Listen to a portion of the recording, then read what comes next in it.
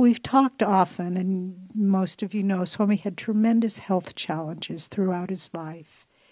And it was heartbreaking to see what he had to deal with, and yet the energy that he put out to continue to serve others and to serve God. And he's often told the story of how when he would go to the dentist, and he had poor teeth because as a child he had colitis, and when his teeth were forming, they took him off all dairy. And so he had a lot of trouble with his teeth as an adult, spent a lot of time in the dentist chair. But he said, I didn't like to use Novocaine because I didn't like that numb feeling, that dull feeling. And so Swami used the quality of God's sound. God, that's one of the qualities, sound and light, the sound of Om. And he said, so when I sit in the dentist chair, I just listen to Om. Or I compose music while I'm sitting there that comes from Om. And he said, sometimes the dentist is very anxious and he's sweating because he knows how much pain that I probably am feeling, but I just stay in Om. And we said this morning at the purification, whenever you are faced, and this is excellent training, in the moment, and I have had experiences like this myself, where there is danger coming at me and I can't avoid it. And I just chant Om and it just dissipates. So remember that. Swami used it as he sat in the dental chair. He used it in many other circumstances. But he also used light to deal with his physical troubles. Some years ago, I think most of you know, Swami had badly damaged hips from arthritis, and he had artificial hips in both of his hips. And one morning, it was a beautiful, misty, moisty spring morning, and the tulips were coming up, and it had been raining, and Swami was in residence. He was at his apartment here. And he looked out his window, and all the tulips were just covered with beautiful raindrops, and the light was reflecting in them in such a way that they were rainbow colors, all the colors of the spectrum. And he said, oh, I've got to get a picture of this, a photograph. So he went and got his camera. This was in the days of cameras. And he leaned over in such an angle to get that shot. And his artificial hip, the shaft came out of the socket. And he was in extreme pain, and he couldn't move. He was still in his bedclothes because he had just gotten up. He dragged himself to the phone, called Dr. Peter, our resident saint, and Peter, and then called us, and we came down right away.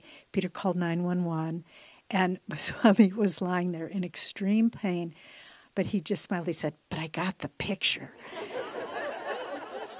But the EMT, the emergency technicians, came from the local fire department, and Swami, as I said, was still in his pajamas, and these men came in, and you could feel Swami was just working with putting out light, and it had been muddy, so they had kind of muddy boots on. They were the fire department, and they came into his apartment with their big muddy boots and walked all over, and they had this old piece of board that it was like from an old barn or something. I don't know where they had gotten it, but it was very dirty.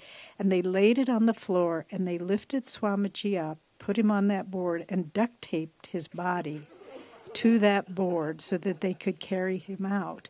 And meanwhile, Swami was instructing Jyotish and I, pack up a suitcase, put that jacket and that tie and that shirt and those trousers, because I'm going to change after I'm healed of this. So they took him away. We followed the ambulance in the car. We got to the emergency room, and he was in extreme pain. But nevertheless, for those of you who have spent time in emergency rooms, they are not the place one wants to frequent unless one has to. And they were, just separated by little thin sheets of dividers. People were screaming from, many different traumas that they had gone through. And so Swami, there he was in extreme pain, laying on this board, duct taped to this board.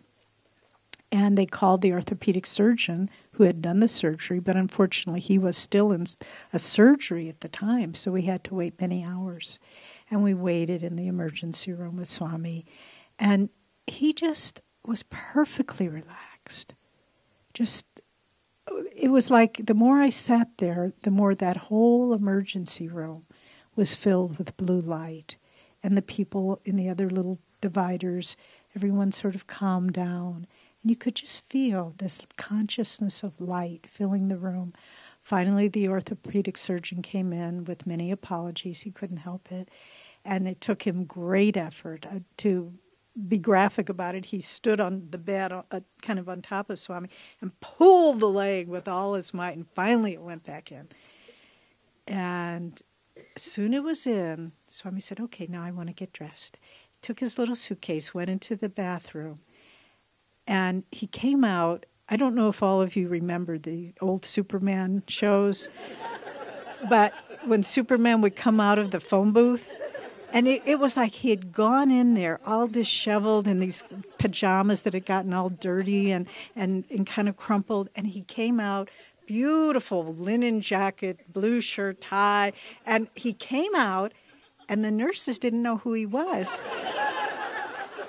They said, excuse me, can we help you? And he transformed because he never changed in that light. He always was living in that light. And we all could feel it.